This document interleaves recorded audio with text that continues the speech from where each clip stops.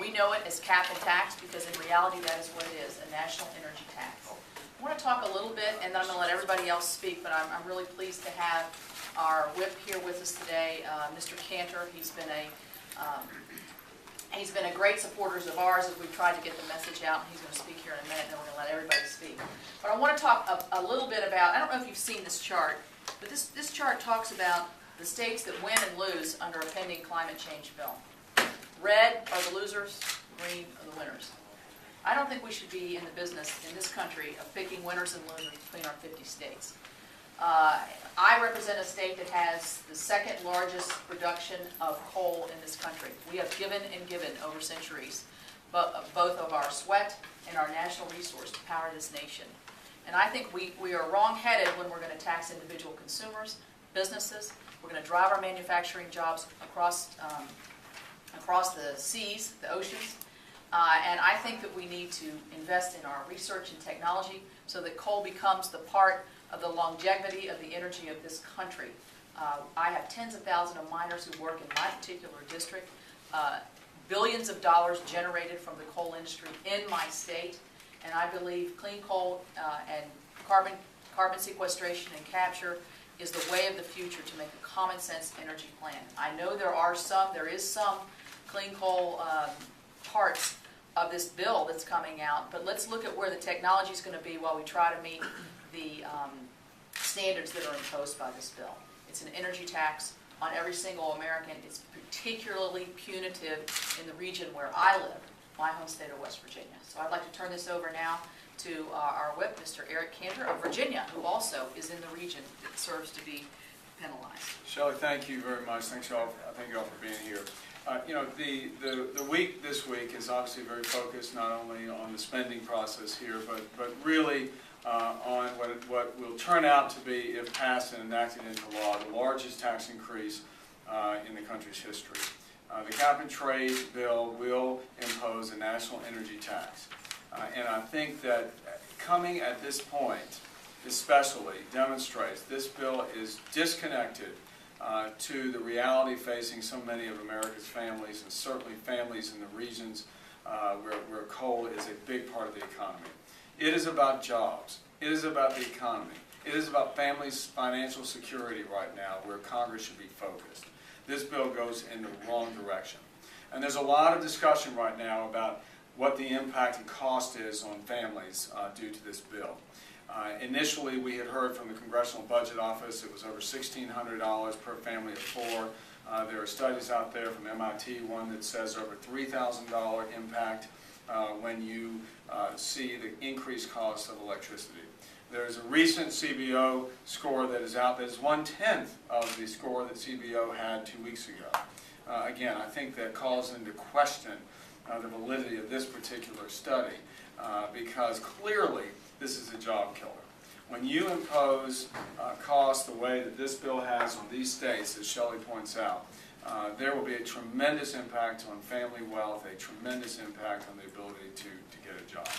And so what we're hearing is that the proponents of this legislation, Speaker Pelosi and Mr. Waxman, have maybe 190 votes. And that falls way short of the necessary 218. And I believe that it is the case if those numbers are correct, because the American people are growing very weary. They're growing very wary, very weary of the cost and consequences of the Democratic agenda in the House. It is about jobs. It is not about pursuing some type of extreme agenda. And that's why I'm glad that Shelley's here and others who know the impact that will occur in the regions of this country that are so reliant on fossil fuels. And at the end of the day, if we are to do something positive to reduce carbon emissions, we have got to ensure that the alternative sources, we've got to make sure that not only they, but coal as well, becomes less expensive to use, not more expensive. And that's exactly what this bill does. It makes it more expensive, less competitive, and will shut down an industry. So with that, I want to hand it over to the head of our floor action team. A gentleman from Illinois has been very active, obviously has a constituency that's very reliant on the coal industry as well, John Shimkus. Thank you, Eric. I'm going to do this you've been following this debate for a long time, and you've seen this poster numerous times. These are real people, these are real miners who lost their job in the Clean Air Act amendments in 1990. Now, and these aren't paid actors, okay? These are real people who lost their jobs, 1,200 miners in one mine. I have with me a report dated June 29th from the Illinois Department of Natural Resources that lists mine closures. And I've highlighted the top 4 of the top 5. The one listed here, Peabody Coal, mine number 10, Christian County, continuous, market conditions brought about by the CAAA, which means the Clean Air Act amendments. So the Illinois Department of Natural Resources confirms the fact that these miners lost their jobs. Now, there's a lot of politicians running around in the last Clean Air Act amendments that said, trust us, these acts will not cost miners jobs. And they lied to these folks. And they lied to rural America. And they lied to coal mining regions. Any member who represents coal miners, who votes for this bill, is going after the same people they're supposed to represent. They're going to have the same case. And how dare they then go back to those people and say, but we'll find you another job. Because you can't replace 1,200 jobs in rural America. You just can't do it.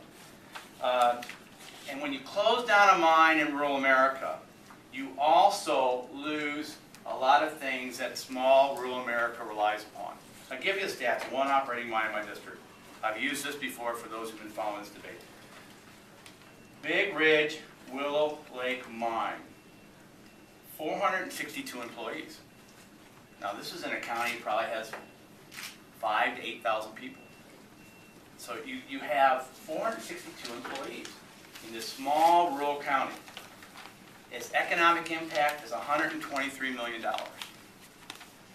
Gross wages paid in 2008, $30 million. When you close this mine down, employees leave, the wages, the tax base for schools, the tax base for the county, the tax base for the roads, all dries up.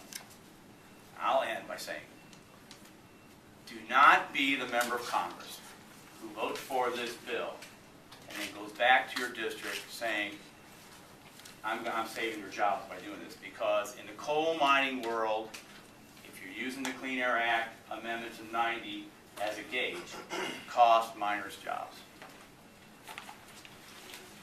Our next speaker is